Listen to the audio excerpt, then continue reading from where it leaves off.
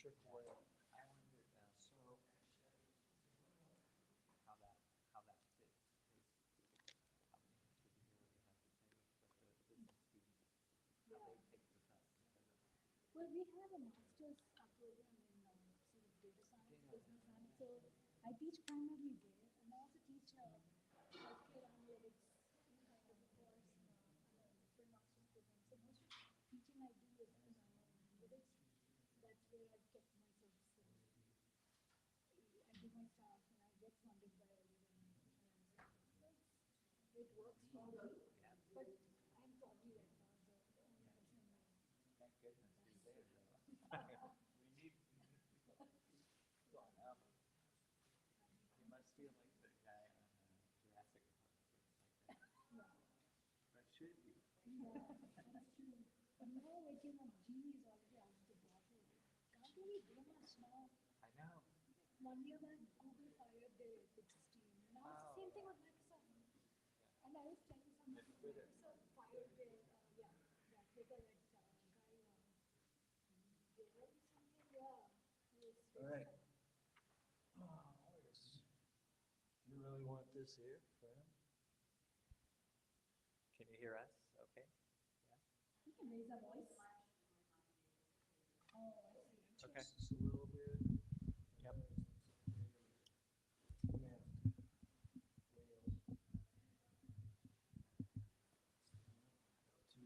All right, so we'll get started. Thank you all for coming, and welcome to a conversation about, what are we doing here? AI, text prompt editing of art. And this is part of a series that the museum is working on called Prompt Response, which started off with a workshop in the library last week. I don't know exactly, 10 days ago, that dealt with image editing and prompts. We're going to do another one on sound. I think it's April 2nd, also in the library on a Sunday from 1 to 3.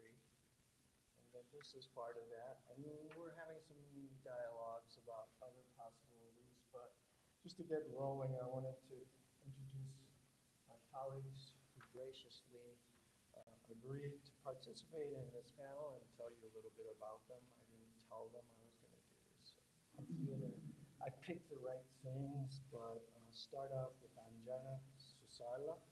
She is Omura Saxena Professor.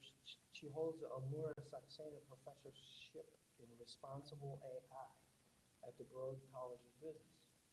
Relatively, what is it, 1 year or 2 years? 2 years. 2 years.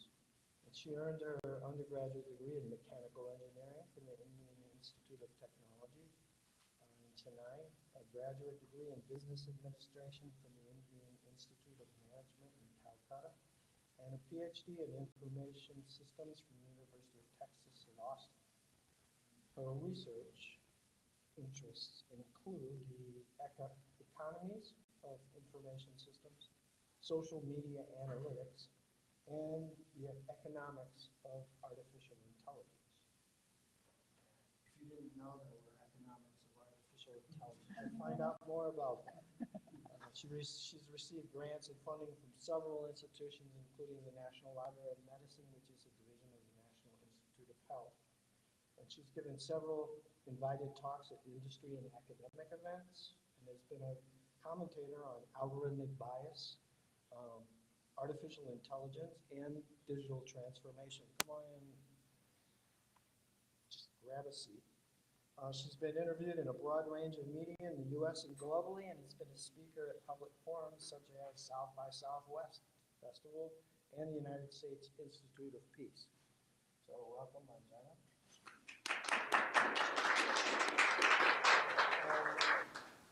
Our other panelist is Bill Hart Davidson, or maybe I should say William. I don't want In case my mom to is watching. compromise his status, but he earned his PhD in '99 in rhetoric and composition from a university we won't mention out of sensitivity for recent basketball affairs. But he's a senior researcher in the Writing and Digital Environment Research Center and is Associate Dean of Research Graduate Education in the College of Arts and He's published 75 or more articles and book chapters and is co-inventor of Eli Review, which is a software service that supports writing instruction, and did some really innovative work, particularly with peer review in writing. And I still pay attention and learn a lot from it. His research focuses on digital humanities, experience architecture, technical writing, science and medical writing, and computational rhetoric. So that's a partner for economies of AI, and put that together with computational rhetoric and you have prompt response. He's also a senior researcher at WIDE and affiliated researcher at Matrix, which is the Center for, it used to be the Center for Computing in the Arts and Humanities. I don't know if they've broadened their title. Also works as an institutional liaison with Humanities Without Walls Consortium, and is a fellow in the Association of Teachers of Technical Writing. And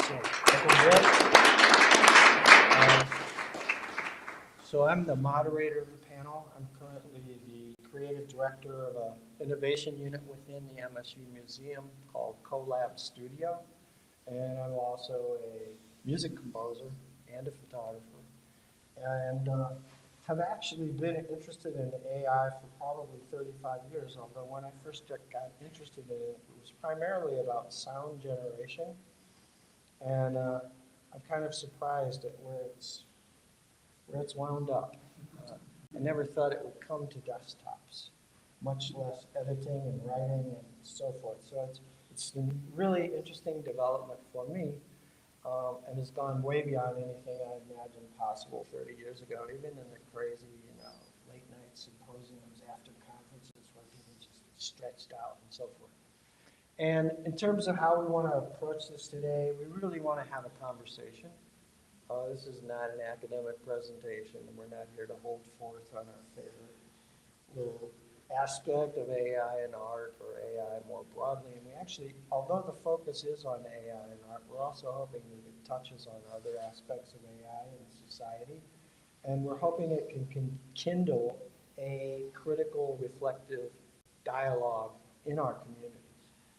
And we think that this is a really important subject, and that it's important for everybody to find out about it and to think about it and to encounter it and to find out what's not really very good about it, even exploitative, and what might be, utopian and empowering if we can, as communities, bring our participation to bear on people who are in positions to leverage development, things like that. So I'm sure my colleagues will have a lot more to say about that, but basically there's 4 areas, or 3 or 4 areas we want to touch on. We want to look at ethical considerations, and to some extent those may overlap with legal.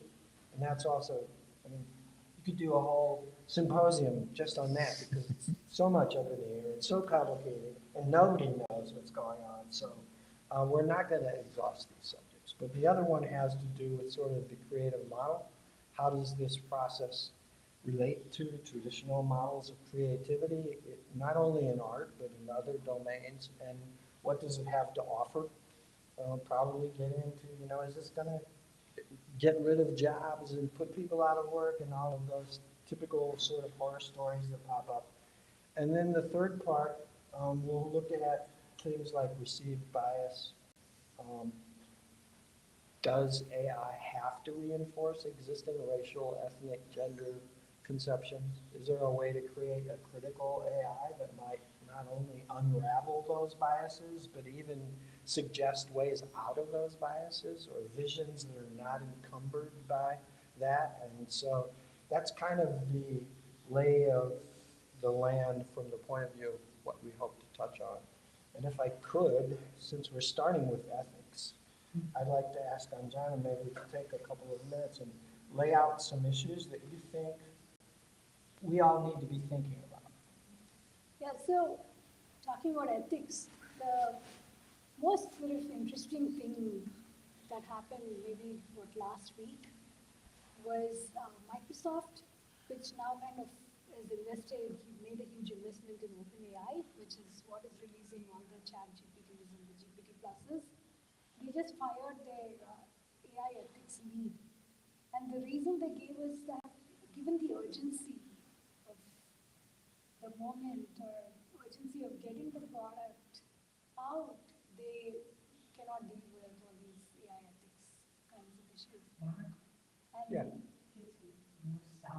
yeah. Can you, is this better? What Can you raise her about now? mic? Yeah. So the stated reason was seriously concerning. They said that it's in the interest of market pressure or the urgency of getting to the market. Where is the urgency? This is not a cure for cancer. We're not, it's not like we are going to do something to save the planet from imminent climate catastrophe.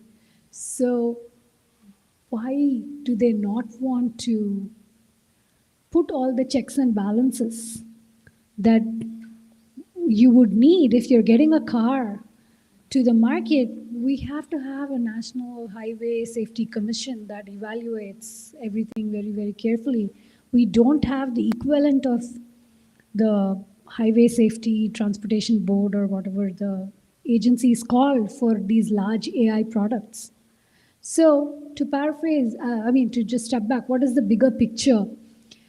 I think we are at sort of a very interesting moment where you have these very general purpose AI technologies such as GPT-3 or the 3 plus 4, whichever versions they are. They're trained on immense amounts of data. And the development in computing has been that these are kind of self-supervised learning models which have billions of parameters. Even for someone like me that works in AI, it's kind of hard to explain or fathom what it means to train something with 175 billion parameters. Because human beings are small batch learners. What a child learns is looks at a cat and then learns to say, oh, this is a cat and that's not a cat. From here, can I extrapolate to this is a wolf and that's not a wolf? Technically, we could do the same thing with some models of AI-powered learning, like transformers and so forth, but that requires hundreds and thousands of data points and several, again, hundreds and thousands of parameters. So what we do have now is we have these very general purpose kind of AI, which is not artificial general intelligence. I would not say it's really sentient or intelligent, but it can very well mimic the capabilities of a very intelligent person. So they take something like the Turing test. The Turing test was proposed as, can you tell a piece of code, whether it's written by a human being or whether it's written by a machine? In a lot of practical things that we see now, Turing test is almost irrelevant because with enough training parameters, you can mimic a human being, the functions of a human being, which is what we are seeing now. GPT-3, 4, whichever version it is, can pass the bar exam. Does that mean, again, we won't need lawyers? No, it doesn't mean we won't need lawyers. But we can approximate so many human tasks. So what does that mean for the ethical implications are troubling because where is the data that we are training coming from?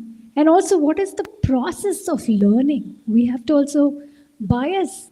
The way I teach it to my students comes from 3 sources: the data that is used, and the training process, the process by which we learn to make inferences, that can also be biased.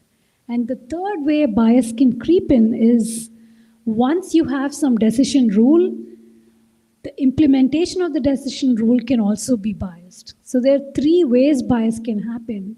And if we think about the fact that GPT-3, etc., are trained on large amounts of data from, Reddit, Google actually even claimed, but then they walked back the claim that they are using Gmail data, but they walked the claim back. So where is this data coming from? It's primarily US and European centric. It's not representative of large parts of the world. And there can be a lot of biased associations. I can give more examples as the conversation progresses of how we learn to make those biased associations. So, without these companies like OpenAI sort of releasing those model cards or allowing researchers unrestricted access, allowing us more insight into how they are training their models and how they are looking through all the worst case scenarios, we really have like the what I would call like a tailed risk, which is there's a lot of unknown situations where AI might do well in some level of cognitive tasks. But the errors, when you get something wrong, what's the consequence? Can you put some, either an economic or some other kind of an intuition around it? We don't know because we haven't dealt with the situation. And that is, to me, that is very troubling.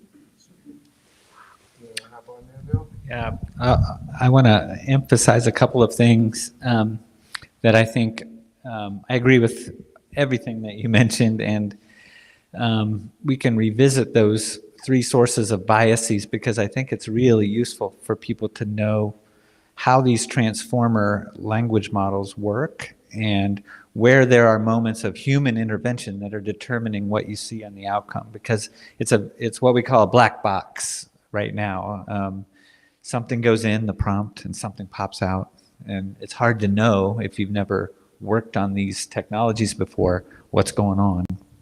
But one of the really fascinating things about this particular technology since at least the release in November, but even going back further to 2017 when the T in GPT stands for transformer, and that's the new interesting breakthrough that happened with OpenAI and a precursor group in Google Brain, the Google Brain group.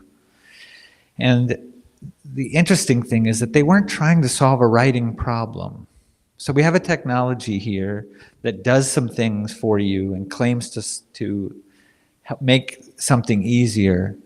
But the folks who were creating that model were working on a different thing. And it just happened to be that text creation was a good instance of that model. So they were working on making a scalable computational approach to sequential modeling. And they were doing that on the Google Brain team to try to model how neurons connect in the brain. And there are billions of neurons. Every new one opens up multiple possibilities for each succeeding one. And so as you add one more thing, the possibilities get really steep really fast, and the computational problem gets really hard to the point of using our old techniques. It would take human lifetimes to run the problem. So they had to come up with a better, more efficient way to do that, and that's the T in transformation. They were using text creation as the task, and because that's a known problem in computational science, there's some data out there, lots of texts, and they can approximate a good result because if it reads like a human text, if it's assembled something that plausibly a human could write, then they know they're on the right track. And so scientists do this all the time. We swap an interesting problem for the phenomenon that we're trying to study theoretically, and if we get a breakthrough, then we think about, oh, there might be commercial options for that. But they weren't trying to solve a writing problem, but in the process, they've created some interesting new ones. Super. So just a slightly different perspective on this. So I did not come at this from a theoretical angle and came in as a photographer who wanted to see if this had anything to offer my artistic practice. And so also the director of the museum was like, check this out and see what it's all about. So I started creating things, and the comment about the black box to me is really interesting because the prompt, in a way, is your leverage on the black box. Because the black box, you stick your hands in, you don't know what's happening. You just see what comes out, and you're trying like, why did that come out now? And if I do this, why did that come out? And you sort of try to deduce from what you get what you're doing might how what you're doing might influence what comes out. And that's pretty much what I was doing with images. So I would write a prompt and I would be like, a person walks down the street. And this goes to your comment about bias. And after, generating 20 or 30 persons walking down the street, I was like, is there not a person of color in this program? Yeah, actually, I have a comment to make on that. And I think people have pointed out, if you give prompts in these image generation like DALL-E and other the generative AI, the prompts are something like a couple or an elderly couple. It will invariably show people who are white, right, like Caucasian. Unless you put a prompt poor, then it shows, because poor people are people of color, according to the AI or the training data. Yeah. So, that's very sobering, these kinds of Yeah, and things. it gets worse because after I found out that usually if you don't specify something, you get a generic result and something that is a cliche or a really sort of ridiculous interpretation of generality. So I started saying things just for your enjoyment. I said, an Indian woman. So it gives me a person in a headdress, right? And I was like, what is with this? So what I have to do to get somebody from India? And then when I did, it was like this classical Brahmin portrait. Oh, yes. And so I was like, No, it's okay. I want a contemporary Indian woman in Bengal or something. I forgot what I tried to do. And I found I had to be much more specific. I almost had to force it to not give me the generic and the stereotypical. And subsequent investigations have borne that out. Like in one, I was trying to see if it could create multicultural groups. And I noticed that all the white people look like albinos. And I was like, what is going on here? It's like, what does this program have an affinity for albinos or what? And then I was like, oh, wait a minute. I'm saying like white male. And it's taking that literally and making a color white person. So I changed it to Caucasian and everything went back to the typical stereotypical norm. But things like that happen all the time. Not to mention, hands that look like tree roots. Yeah. And so like, it's been a constant exploration of how do people who get afraid, they're like, oh, the AI is going to do everything for you. It's like, ha, ha, ha, ha, ha, ha, ha. Because you're going to get like toes that look like tree roots, and you're going to have noses in the middle of lips. And it's a lot of work to figure out how to get something usable. And often I use 2 or 3 other programs after I get the results to produce something that I think is worthwhile. So it's not really doing all the creative work for you. And a couple of weeks ago, Bill gave a talk where he said he thought that it could evolve into a creative tool. And when I heard that, I was kind of like, oh, that's it.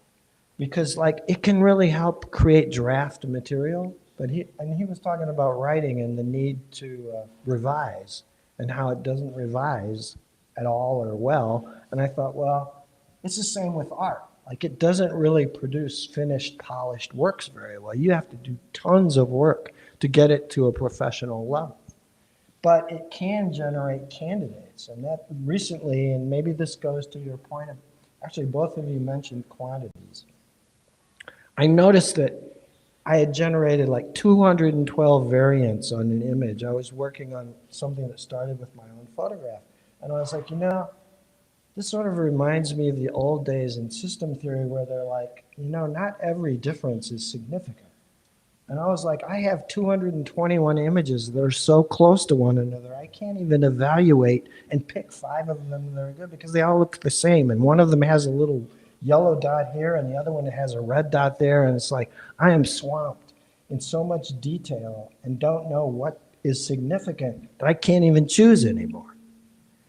So it's complicating the choice process by flooding you with, and I also looked up, I was like, one of the ethical issues that comes up, and maybe we can explore this even further, like people are like, this thing was trained on billions of images, and they didn't ask people if they could train it on their art. No. There was no consensual relationship, and that's unethical. And I think that question needs to be addressed.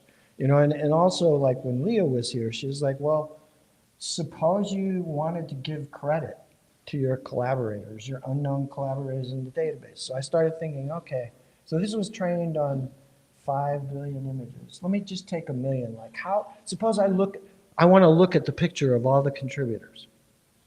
And I thought, if I take 3 seconds to look at an image, how long is it going to take to look at 1 million images? And it's like 96 years. Yeah, that's right. Okay, so you're not going to be able to go through a list of names of the creditors. That's not meaningful crediting.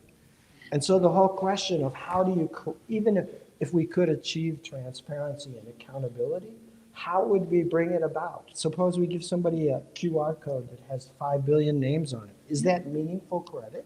No. And I think, the bigger danger, what I see is in maybe a couple of years, we'll be so flooded with AI created images everywhere. Already we have all these platforms like Instagram are super popular, TikTok. Just imagine generative AI being used to create all these videos and whichever. And the creators can be replaced by algorithms too, because we don't really need person making those and the algorithmic art will be also optimized for engagement, because it's the same thing that we see. AI will solve a problem faster than a human being. Of course it will. That's the whole purpose. It's been trained to. Whereas the human being is trained to spot maybe the exceptions or something different or the unexpected. And so it really is worrying from a sense of, are we just going to take something that's very cheap, easy to replicate, and then we are just kind of flooded with this simulated images of something that's, and what does that mean for society and how we think about art and creativity? I also think it's super helpful, and I'm grateful to have both my colleagues here, because another problem that I see is the public misunderstanding of how this stuff works. So I'm a member of a group of professional photographers that have been debating whether or not they're going to allow AI edited photographs. And some of the people are like, well, they're stealing a style. They just press a button and they've got a style. And like, okay, so like Midjourney is one of the image editing programs that I've worked with, and it does allow you to say something in the photographic style of. So I tried different photographers. I know a lot of them, but I picked a few. And I was like, I wonder what this program thinks, like, say, Diane Arbus. What does it think the style of Diane Arbus actually is? And what is the difference between what it thinks Diane Arbus's style is and Ansel Adams? Just to choose two iconic. And it was really hard for me to figure that out. And I was like, so what am I choosing? Am I just choosing a realistic looking image in black and white, because they both use black and white? And this program has been trained to convert that style into something so simplistic. And then when I talked to the photographers, I was kind of like, you guys are giving this software too much credit. It can't do all of the stuff you think it can do with the press of a button. So you're worrying about the wrong things. And what you said about producing generic work, I think, is a much bigger danger. Or even, stereotypical work, or just downright homogenized, boring work. Yeah, I think I heard 2 echoes of, broadly speaking, of where I think we are behind already as of November. In areas of policy, broadly speaking. And I don't think this is limited to universities or schools or learning places. It's going to be professional groups, and it needn't necessarily be a written down policy, but we quickly now need conventions of disclosure. When one of these tools is part of our workflow, we need ethical and clear ways to say, here's how I used it, here's what it did and didn't do. There have been some really interesting stories about that coming out in the academic world You might have heard in January someone published a paper in a medical journal and they put ChatGPT as a co-author. And pretty quickly the JAMA editor is like, no, we're not going there, people, no. My joke is, imagine the CV on ChatGPT. Well, we couldn't compete with that. But there is a growing consensus that it belongs in the methods section. Like other automated tools or analytical tools that we use in our research, we disclose, I use this. I don't write very many of my own things in when I do data analysis. I use the ones that are built into SPSS for me, and then you list that right in your methods. So I think we'll have something like that, but it's going to be interesting because each area of professional work is going to have to figure out their own conventions of disclosure and what's okay. And then the other one that you mentioned is consent. All of this has been done so far without the explicit consent of the people who made the things that are training these models. Presumably that will have to continue, and actually if we're going to trust them more, we're going to need higher and higher quality training sets. That's where another gold rush, that's my question for you is, financially, I think we're going to see a gold rush for training models with better and better data. So people are going to go looking for it. And you're going to either be asked or not whether or not your data can be or should be part of these processes. And I think we're going to have to rapidly develop some protocols for that. Yeah, and I think the protocols will have to be very discipline specific as well. So we see that even with using these generic models like BERT, which is like a language model developed by Google, and pretty soon we realize there's so many limitations of even using these generic tools to a very specific context. For example, you're studying sales, or you're studying all these ESG, the environment, social, and governance types of issues. So the challenge then will be, will a medical researcher, how would they would use maybe ChatGPT, but what are certain constraints or what are some norms? That community will have to come up with their own norms. Because we've been using these general purpose tools for a long time, and it's maybe we consider that part of our methods. It can also be part of our ChatGPT, for example, can even help with idea generation or recombination or synthesis of ideas. So I saw a very nice article published in, I think, one of the Nature journals. And they said that artificial intelligence can have three uses for research or creative industries. One, they said, is it can be a computational microscope. So it can actually help illuminate.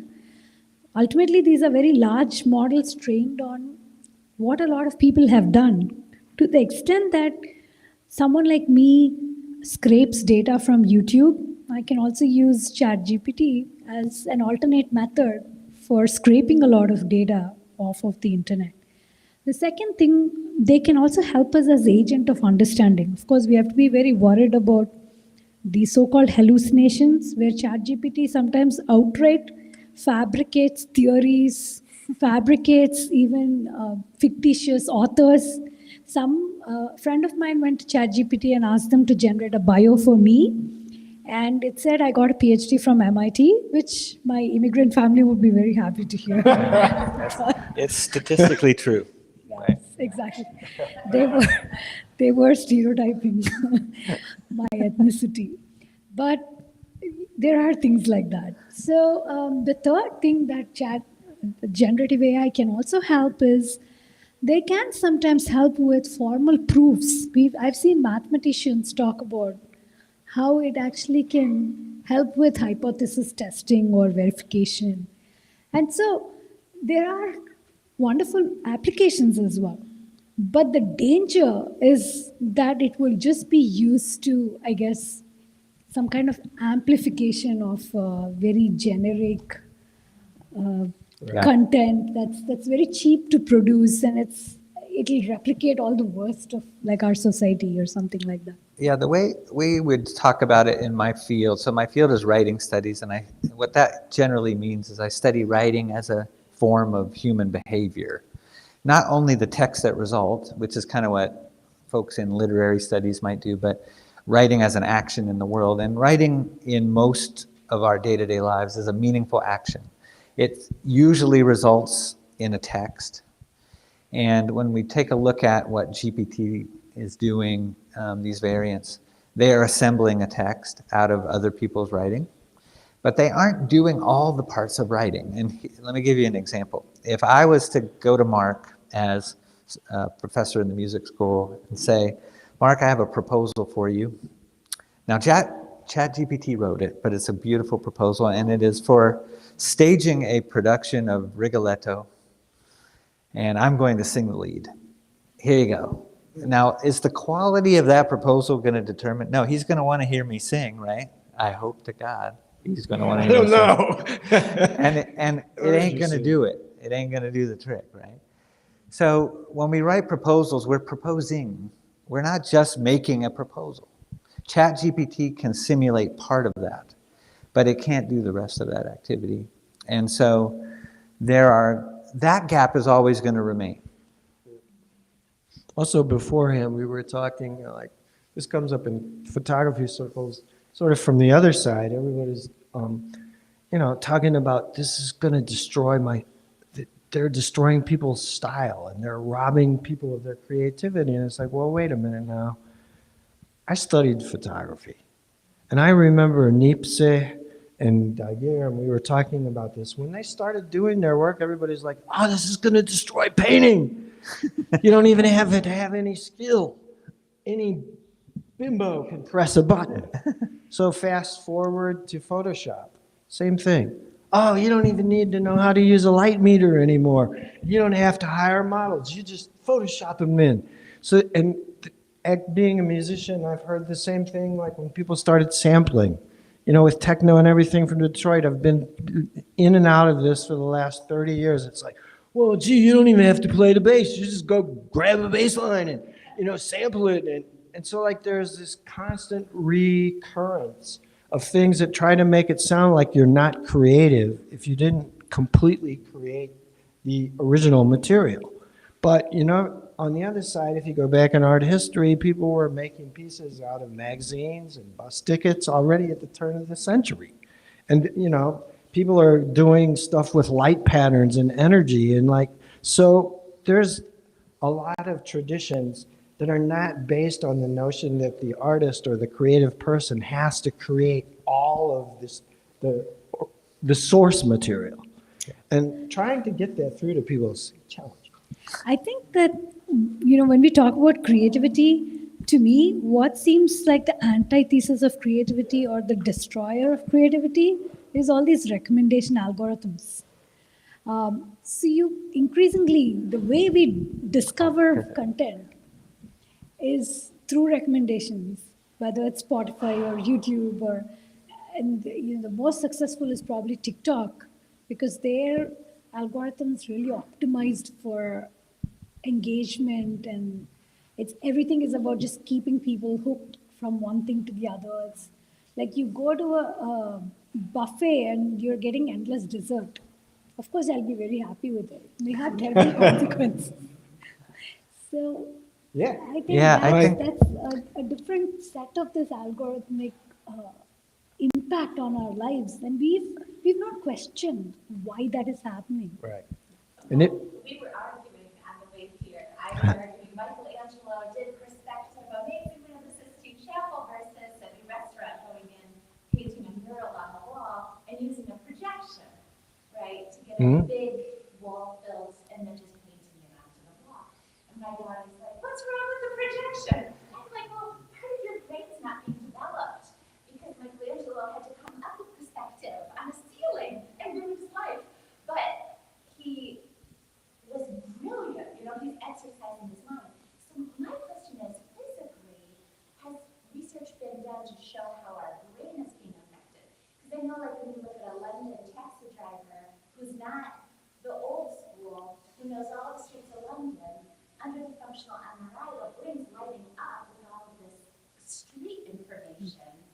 on the GPS, the new taxi driver doesn't need all of that, and their brain's not learning that, they're just using that. So what's gonna happen to us physically? So I think that sort of gets into Good question. one part of the learning component.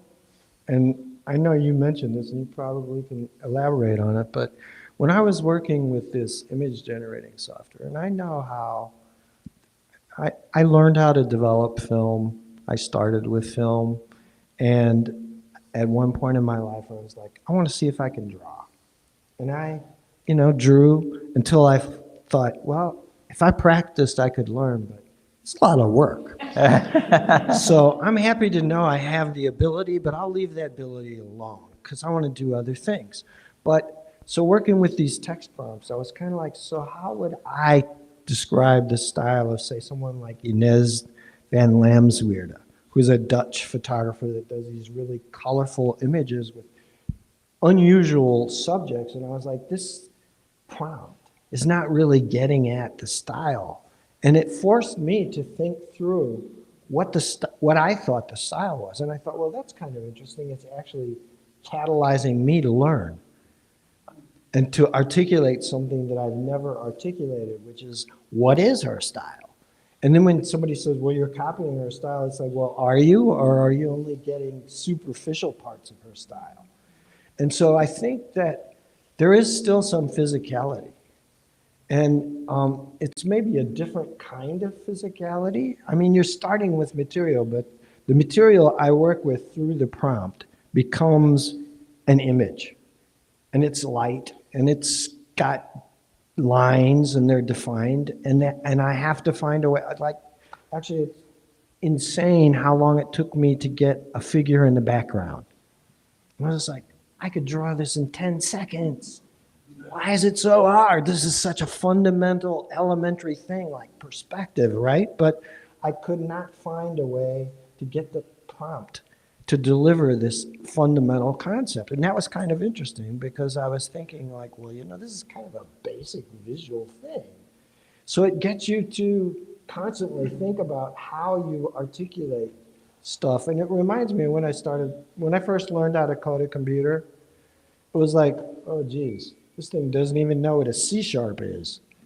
And I was constantly annoyed by the fact that I had to specify things that I had internalized. But then what I realized was I'd internalized all kinds of knowledge, and I had learned that. And I didn't always know it, and this computer hadn't gone through that process or the program. So I wonder if you have a perspective on how this technology might actually foster learning, and maybe also, I didn't adequately respond to your question about physicality. And there's some interesting things with dance and so forth, not just visual art. So, but how would you respond? See, I think the issue of learning is very interesting because I think there are folks who have studied in the cognitive neuroscience, the people who study the learning models, they tried to do a comparison of humans learning versus machine learning. And there are definitely what we could call augmented machine learning models where there is selectively human input into the process by which we train the AI. So those will be very important in, if you're using AI in clinical medicine or precision medicine or like fields where there's very critical decisions made and you can't just automate a process where the AI just makes some rule or the other. I think those are things where we do have a sort of augmented reality world we are already living in, whether we realize it or not. Yeah. But do we understand that? I think algorithmic literacy should be something that should be taught even to middle schoolers. Because we are not asking anyone to think critically about the inputs they're getting from these algorithms. Whether it's you order some things on Amazon or you're going to YouTube or Chat GPT for that matter. Yeah, I agree. I think to your point about learning and practice, I think when I look at what makes my colleagues across the disciplines most nervous right now, as of November, We had for a long time, but not always, trusted writing as a mode of asking students to show what they know or what they have learned.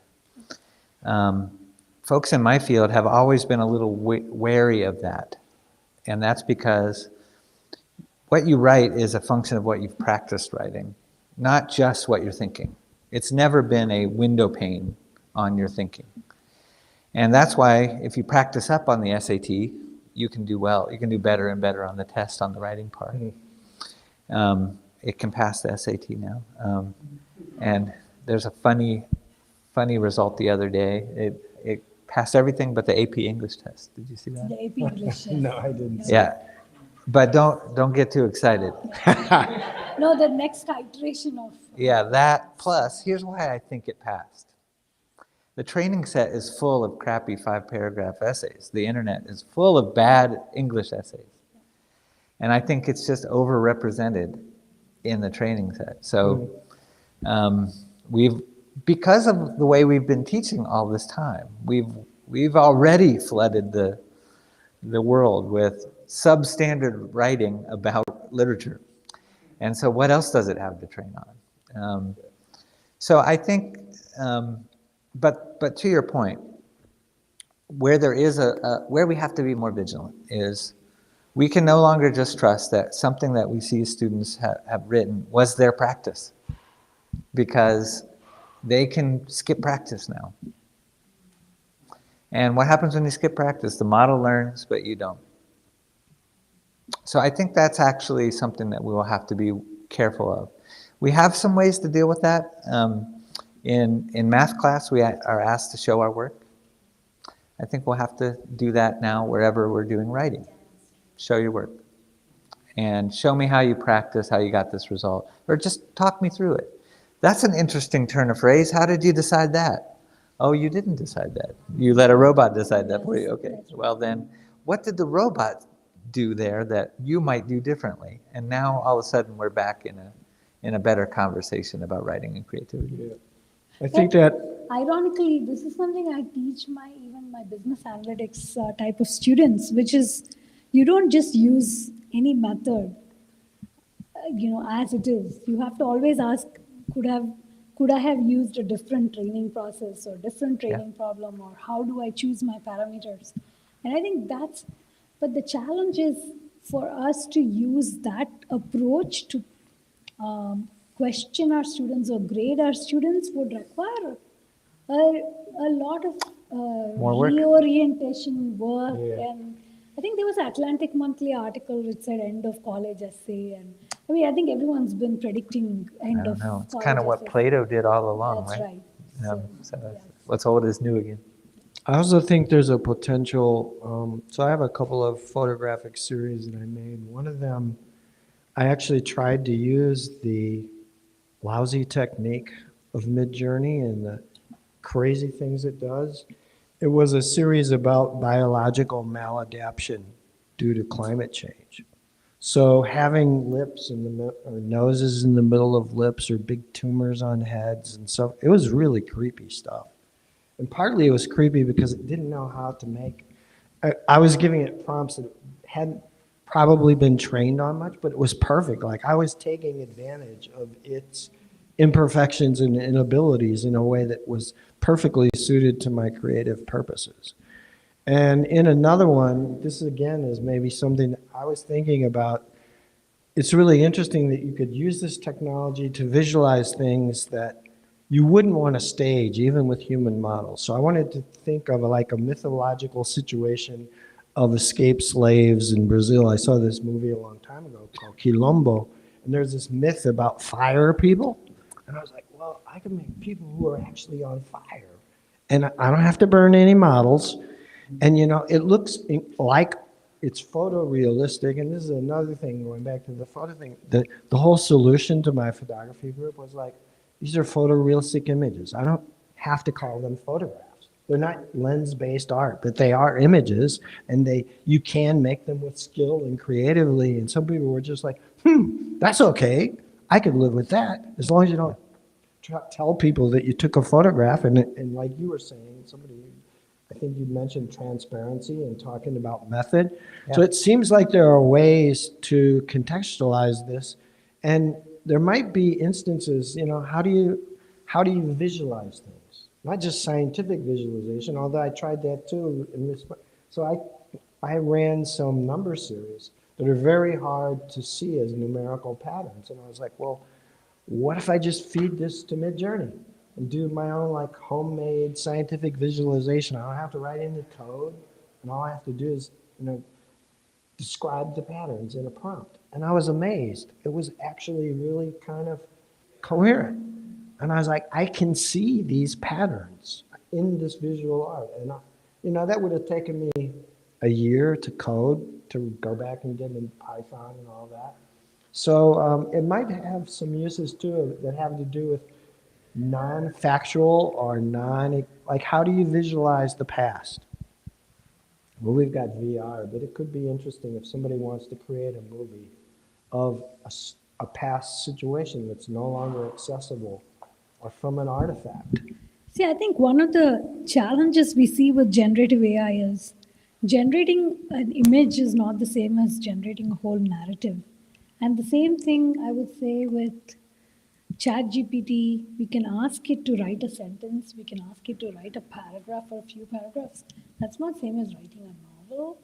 And I think that's what we found to be the transition and the sequence. I think sequencing things, if then what, that's one of the hardest things for an AI. Yeah. And I think that's where the human intuition comes in, logically understanding what transpires next. That's interesting. Because that was the downfall, like when I was doing my AI music, a lot of people were creating statistical distributions derived from analyzing pieces of music. It's like, well, let's find out how many times Mozart uses these pitch names, and we'll just create the same distribution, and maybe we'll have something that sounds like Mozart. And the problem was sequence mattered. It wasn't just the distribution of elements and a certain statistical frequency. It was like, when did C sharp go to D, and how many times and under what conditions? So the whole thing about statistical distribution just sort of fell apart. And I think what you just said is really super fascinating, but we've got about a half an hour left, and the plan was to open things up to questions. We've already had a couple, but I think there might be some more.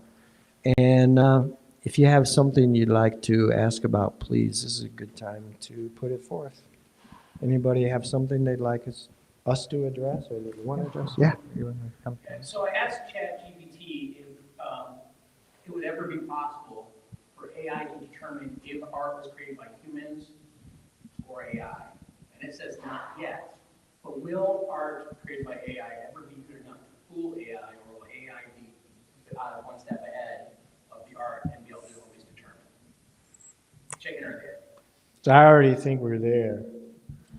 I mean, in the photo group I was mentioning, there was a photographer who revealed that all of the black and white portraits he had made in the last 2 years and the stories of the people shown in the portraits were fictional, and that they'd all been generated with AI, and none of the professional, I mean, these are like really high-level professional photographers, none of them noticed until he said it.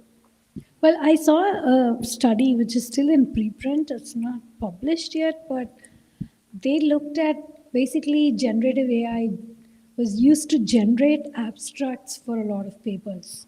And this is in biology.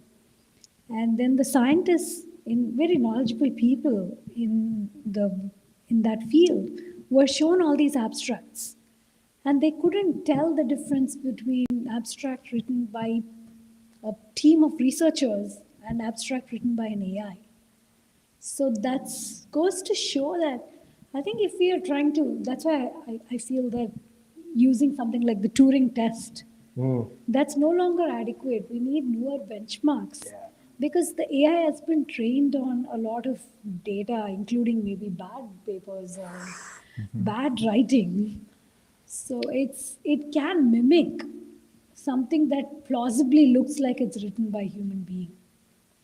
And I guess it also comes back to, like, why would you want to know?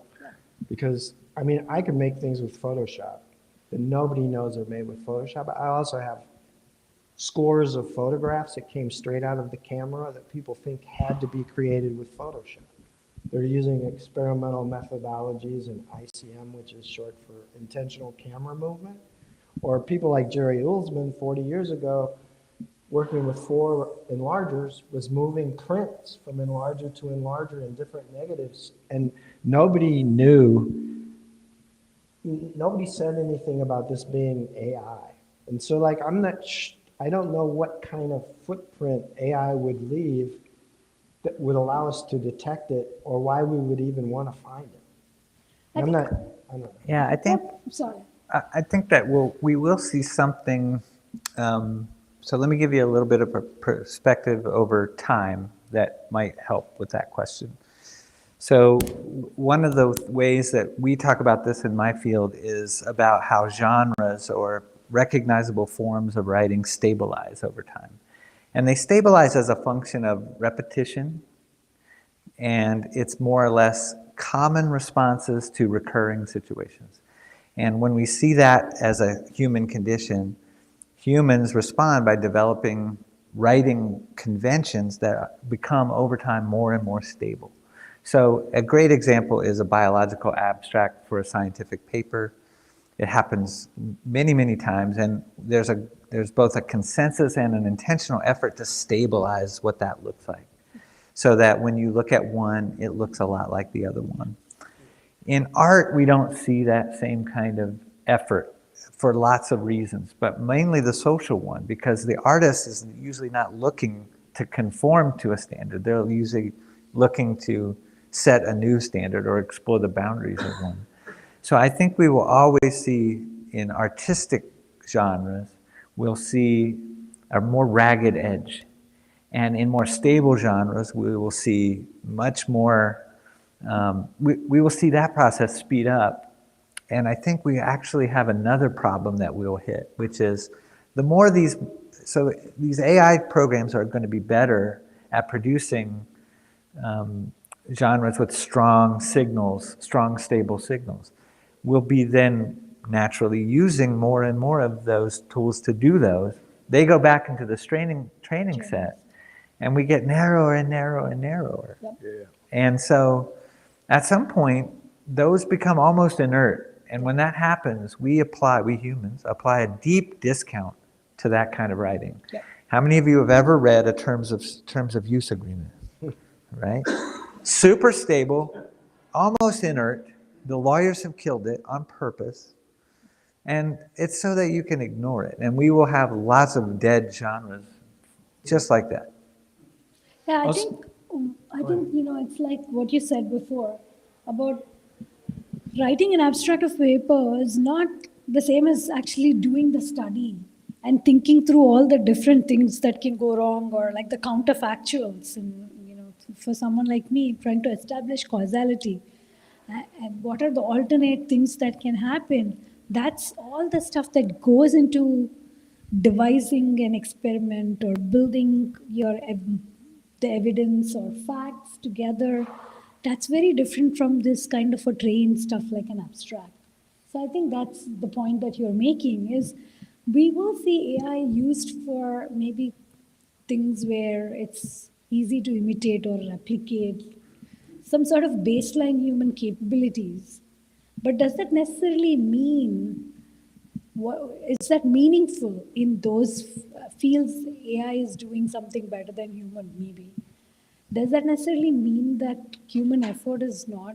No, there's some things that AI is not going to be able to do, and we know what those things are. It cannot paint like Michelangelo or create music like Mozart, at least not anytime soon. So I think it's also important to remember, we've mentioned many times training, and AI is not training AI. Yeah, we are. It's people who are training AI. And I heard this person on campus who was talking about a different project to create what he disparagingly called machine knowledge. And he said, first of all, the brain's not a computer. Second, if we could create an intelligence comparable to human, it would take as long to train it as it does to raise a child. At least. And everybody in the audience were like, oh no, not again. And so like when you're talking about training, it comes from somewhere. And this goes to another point about transparency and accountability. Part of the problem is how do we get people involved in the training process and in articulating what's to be trained and how. Right. And if we could achieve that, that might be a really interesting social moment with this technology, because ultimately this technology is not growing on a tree or growing itself. I mean, this is not the, what's it called? We're supposed to do an exhibit on it. When machines take over and Oh, the singularity. Singularity. Yeah, we're not It's there still yet. coming from people. Yeah, this is still I think this is your point, that all of these tools and the applications that they're embedded in and the layers of training that they get or don't get in addition to the language model are all on somebody's roadmap and business model. Yep. There's a monetization strategy Yes. attached to them, and there is a list of features they are and aren't going to develop. And they might include things like a watermark, where you can trace back what the origins are, and they might not. But Yeah. humans are making those choices right now. And I think this also raises question of more, not only digital watermarks, but even our individual privacy, because we're all, in a way, giving up so much information about ourselves. And it's those digital traces that have been used to train these models that forms the input, training data sets. And so the whole issue of consent, have we consented our lives being sort of analyzed in such granular detail, and then companies can make money off of that. Whether it's Google or Facebook or now I think Microsoft is Yeah. trying to That's right. monetize it in the corporate world. Also, there's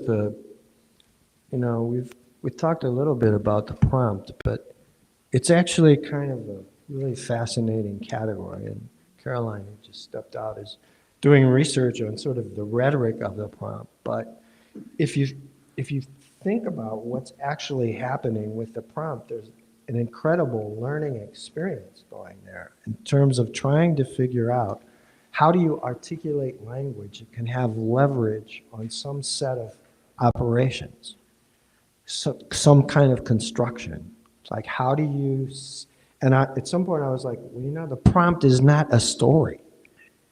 And some people, it's kind of interesting if you start looking at differences in style of giving prompts and what produces unpredictable or novel results. Some people get obsessed with detail, and they'll be like, I want to see a man walking down 53rd Street in Manhattan wearing a blue jacket and white shoes, and it's taken with a Canon 5D and a 75 millimeter lens with cinematic lighting and rim lighting in this photographic style of blah, blah, blah.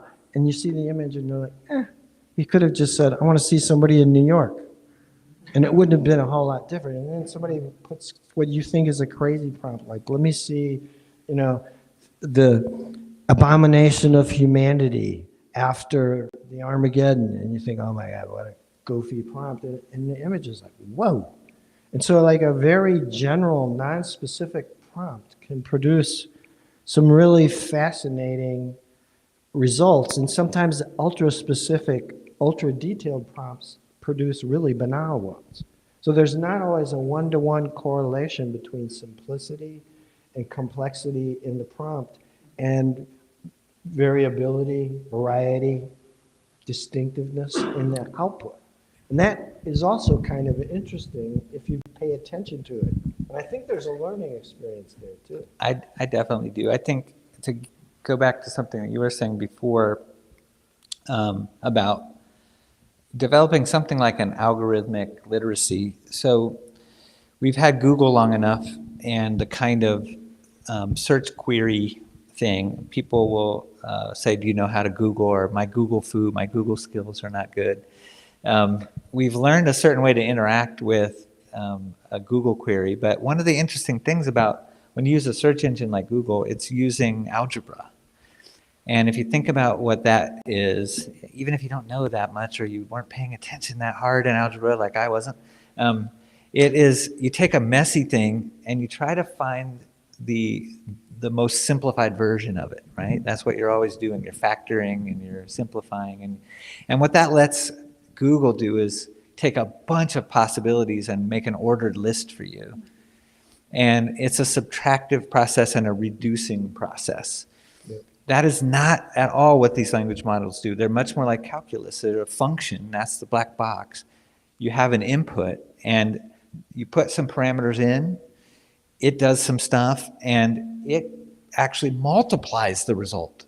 So the only logic in Boolean logic and algorithmic reasoning that is algebraic, you have and not and or. You don't have any of that in a language model. You just have and. And so part of what we have to do is learn to speak a different kind of language in these prompts than we've become accustomed to. And I think I want to add to that. I think the Google's model is also a predictive model. Essentially, it's That's trying right. to predict your interest in something. And so it's trying to infer. And so prediction is something which is, people have done forecasting, for example, even without using any machine learning or any advanced technology. We try to look at the future and we have a set of maybe known quantities, and then we try to infer what can happen under some set of circumstances. Whereas generative model is not a prediction problem in the traditional sense, because it's trying to make some inferences using these transformer-based logic, which is not very explainable even to the creators of a transformer model. It's very hard for them to explain what exactly the transformer is looking for, because it's trained on so many parameters and so much stuff, and it's what they are trying to optimize is the process of learning. And that's something very hard for us to explain, that it's looking at the set of x variables and that set of y variables and trying to fit a curve y to x. That is not what's happening with the transformer-based learning models. Yeah, that's So absolutely there true. is the problem with, I think, the generative AI. It's hard for us to explain what is going on. Yeah, the folks, I guess this is the flip side of the case I was making before, because the folks who were inventing it, they don't have a theoretical language about writing, but they were doing things in Or modeling and writing. So they don't have descriptive words. So if you read the paper where they first announced the transformer, it's super tortured when they get into inventing these words for things that I would go, oh, they're talking about genre. They're talking about a stabilized textual form. But they use some kind of wacky thing. And Well, this is a typical Silicon Valley, it's fine. Yeah. And I mean, there are linguists on the team. And so there are parts of the process they can talk about. They can talk a little bit about how they created the training corpus, for example, and what texts are in there. Like a big problem with training corpora is something we call deduping. Like you don't want to boost the signal by having multiple versions of the same text in there over and over again. And if you can imagine, if you're scraping the web, that's a big problem. So they have to do some really sophisticated techniques just to assemble the training texts before they start messing with them, to make sure that it's not full of artificially loud signals that would severely change the result on the other side. All of that requires a lot of knowledge about what texts are and what really is a duplicate text and what isn't. And those are not computer science things usually. No, and I think this is also, if you have a book like, I think Gone with the Wind is a famous book, and then there was a parody of Gone with the Wind. So you can use both as your training text. What does the computer understand of parody and this is Gone with the Wind? That's not. Yeah. It's just looking for a set of semantic concepts which are associated with maybe the antebellum South. So I think that's the problem with the generative AI to me.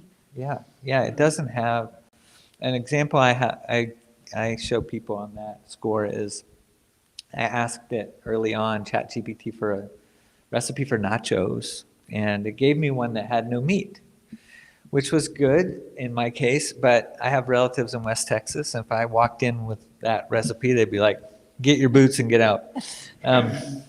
And the point being, it has no cultural context in which we might want that recipe. And so I could go back and ask it, well, I'd need another prompt, like you were saying. I'm like, well, how about one with meat so I don't get my butt kicked? And then you could maybe get around it. But it has no capacity for that. And I think that also touches on something that is repeatedly brought up, especially recently. It's sort of the fear of losing jobs. Like, do you know how many creatives are going to be put out of work by this damn stuff? And it's like, well, wait a minute. I just got 5 advertisements yesterday from places wanting to sell me an education so I could become a prompt engineer. I was not getting those last month. And also, I know an awful lot of graphic designers that are simply adding this to their toolkit, and their boss is like, hey, can you do this chat GPT and DALL-E? And they're like, of course, I've been doing this stuff. I can even do better. I can use it to generate drafts quicker, and I can perfect them because I can evaluate these things. And I can think of the context, and I can know that you're not going to market meatless tacos in West Texas, et cetera, et cetera. So it could be that this actually becomes part of the graphic designer's toolbox. And if you go back in history, people who made buggy whips were very worried about the Model T and thought that the economy is going to collapse because nobody's going to have jobs if we get rid of buggies, et cetera, et cetera. Like every disruptive technology does change or, eliminate some jobs, but it also creates them. Like who would have thought our graduates might get a job as a prompt designer? Somebody today was like, are you kidding me? You have a question? I do. So I know there's a copyright infringement lawsuits for AI in the U.S. and in Britain. And I also know the AI partners we're building are becoming parts of our lives, which is what you're talking about. And sometimes those partners are going to betray us. So having some kind of body and institution to help govern and guide these new AI partners would be very helpful. Is there anyone doing something like that? Well, People move families with AI partners. Right? Partner killed them. Yeah. Sometimes bad things happen with these AIs. Yeah. well, I think these are things that really need to be addressed through legislative action. And I think we don't even have a comprehensive federal privacy legislation. So when are we going to have an AI-related legislation that governs all the risks from using? Yeah. And Getty Images is not anybody's favorite company. And if you're a photographer, you don't necessarily think they're a wonderful agent for handling imagery either. But I was talking to somebody earlier today, and I mentioned this, going back to crediting sort of, or agencies. In music, you have the BMI, ASCAP, and in Germany, every country has a federation that supervises what's called pennies per performance. And it's basically how royalties are distributed in the broadcasting industry. This came out in the 30s because of the same kind of concern. But it's then like, okay, so you're getting pennies per performance. I have friends who get checks, composers, I hate to say, $18 for the year. That's from their broadcasts. So literally pennies. They're not scaring Rihanna. And so, is this a model that could be scaled up? And I have some doubts, but it leads me to wonder, could there be a system of crediting, like you mentioned, possibly barcoding or, having use tracking, like basically the BMI system, every radio station has to report how many times certain things have been played. And they create logs and they file this stuff and they have mandatory filings, so that gets at the idea of an organization.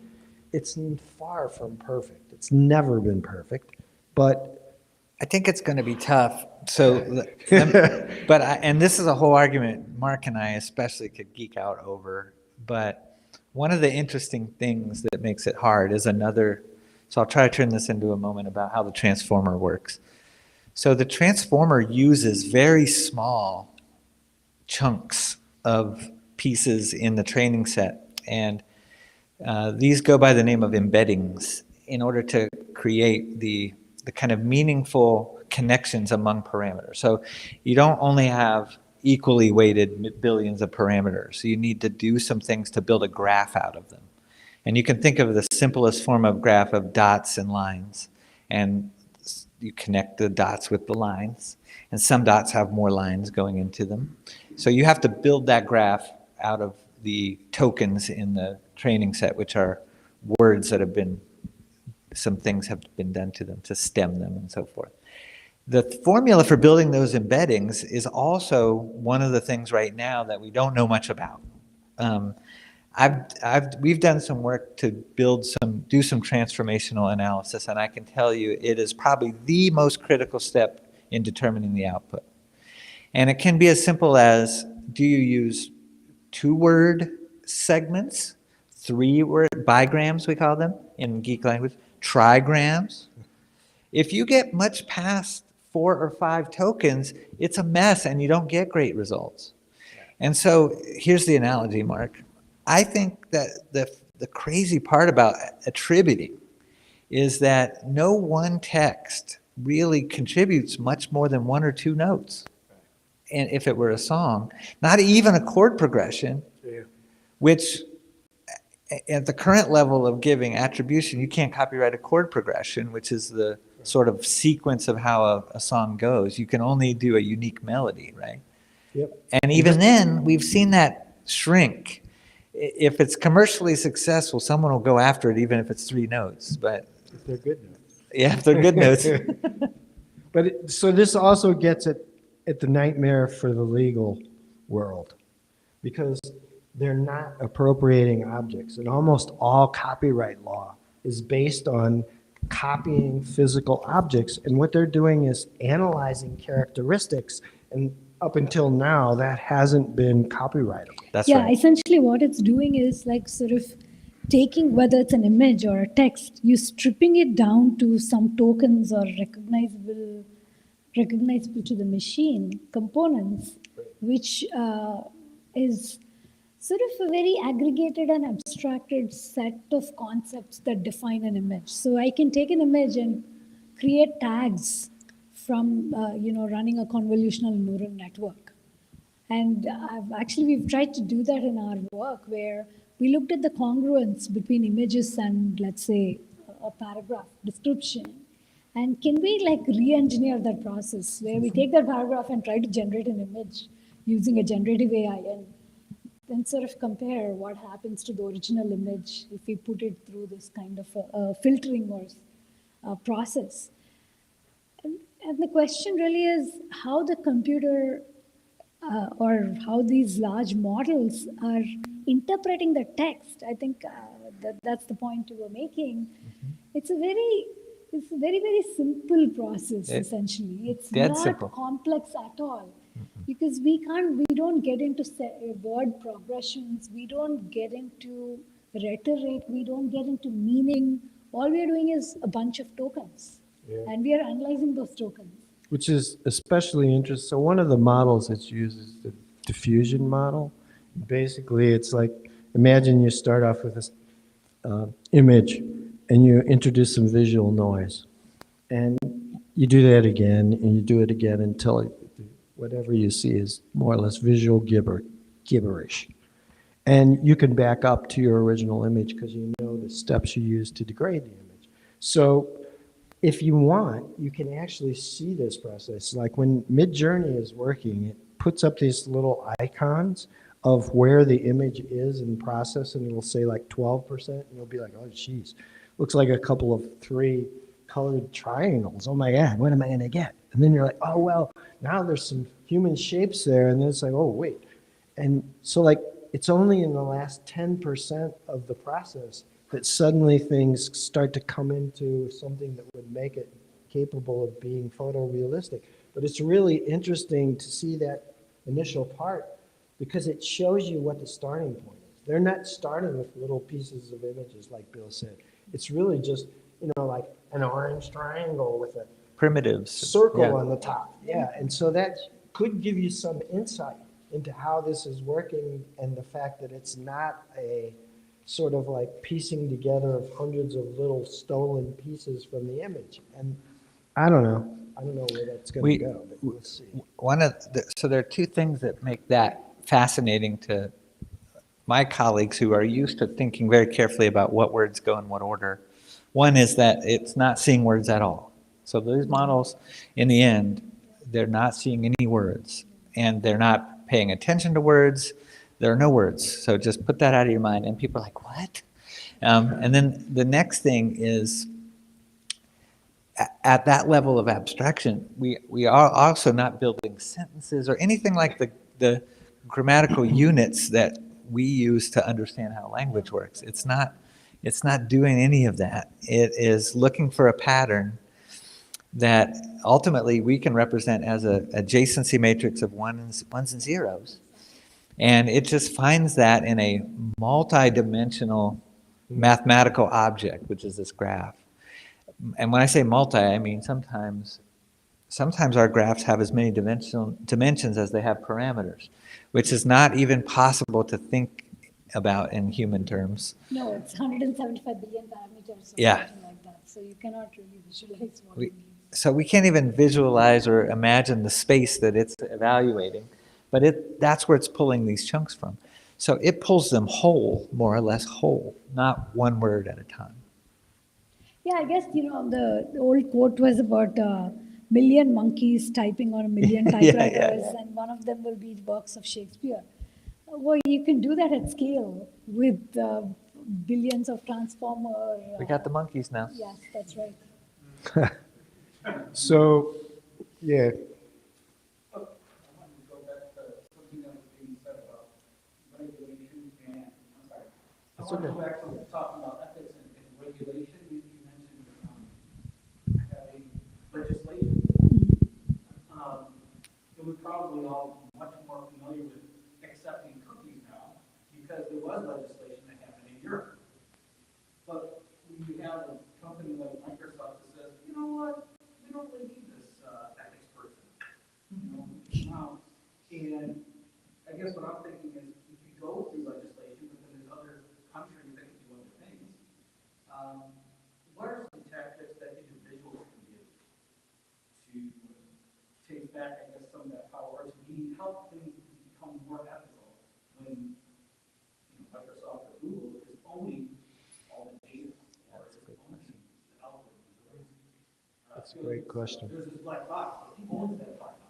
I think this has become increasingly in the last 3 or 4 years itself. I would have been more optimistic giving you an answer even 1 year ago. But since, I guess, November and the whole generative AI and OpenAI got 100 million users in, 3 months, I do wonder what is it that we can do as human beings other than just not use OpenAI, which we cannot do that. I think at some point our lives are affected by these technologies. Yeah, I think the local actions are going to be at those two policy levels that I mentioned. I think local community action is going to be around norms for transparency and consent of using these systems and setting boundaries. That's an immediate issue, but I kind of agree. I don't like to be a technology fatalist either, but there's so much training data out there that is not owned by us already, that it is at the discretion of companies like Google to just sell and reuse, that they don't really need any more right now. So withholding our thing is sort of like not recycling one plastic bottle versus another and stopping climate change. It's a little bit of that scale. I think maybe I have a great deal of sympathy with the views they just expressed. And to me, it suggests that agency is not going to be won on the individual level. I really think it has to come from the communal level. And if you look at the people who've started to effectively push for transparency and accountability with regard to data scraping and, some of the practices that are already rampant. They haven't eliminated them, but they have introduced some things that weren't there 10 years ago. And almost all of that came from concerted action of communities, not just pissed off individuals. And there's plenty of pissed off individuals, but they decided, hey, we're not budging anything, we're not getting any leverage. And somebody mentioned earlier having some associations or, groups. And I think that may take lots of different forms. And I do think that the idea that you could change this by exemplary individual action is probably forlorn. So if you just think about it, the amount of data that has been already scraped, I think that's what you already said, by Google and the OpenAI folks, we never gave them any explicit consent. They scraped it. They just went ahead and they have all this data. Now, at best, what we can do is maybe there are all these copyright cases where I think the Stack Overflow and sites like that, which rely on sort of people creating content for each other.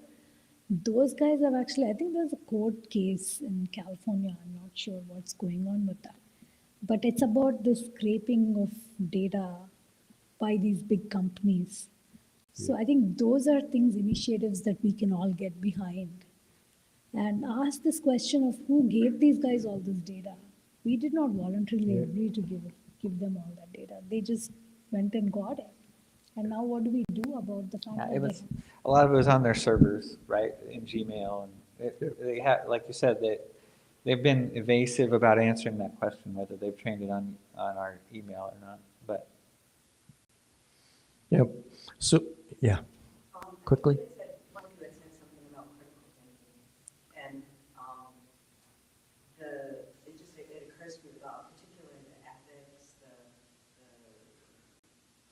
need to teach, however we can, starting as young as we can, people to, just look at the proliferation of fake news and people's susceptibility to that, and the challenge with ascertaining what's fake and what's not. What does it mean to not be fake news? And so it seems like the very question I think that you posed early on, like, oh, so you didn't write this, a robot did. What would you have done differently to begin? yeah, It seems like that's hugely important, whether it's AI or fake news. So because I think about things like how it's being misused in terms of security. Yep. yeah. I think Physical national security. two of our most common learning goals that you see in just about any class that has writing in it got way more important. Criterion, reference, reading, and review. Because we're going to see more texts that were created by who knows what, with who knows what reference to a truth model. So you better get good at evaluating which are the good ones and which are not. Yeah. And revision. Because if we are going to let these things take the first pass, we have to know how to improve them. And what they lack to do both, what the LLM has no capacity for that we've been talking about is restrictive reasoning, broadly construed. It doesn't know what's not there. And it has tremendous confidence despite that. And that leads us to call it sometimes Chad GPT because it's completely wrong and yet very confident about it. But you're right. I think those two skills got way more important. I would echo that. And I think that, the critical thinking is not something that should be automated easily, and it cannot be. And if there's something that ChatGPT has shown us, it's the fact that the ability to make some sort of critical inferences or reasoning or the verification, the auditing of outputs from the AI, sort of questioning the implicit assumptions behind a piece of writing, for example, those are things that are even more important now. Yeah. And I think that's probably Absolutely. So that's more or less the end of the time we had allotted, and I would just like to thank my colleagues for participating. It's great to hear you talk about this. And thank you all for being here and starting to broaden and deepen this dialogue in our community. I should also thank our funders, the MSU Federal Credit Union. They're making these kind of events possible and providing invaluable support to the MSU Museum CoLab and the museum in general. And we're going to have some other activities. There's a workshop on AI prompts and sound on April 2nd, and a few other things in the works. So please stay tuned. And if you have ideas, look one of us up, and maybe we can make some other things happen. But thank you so much for coming. It's been a really...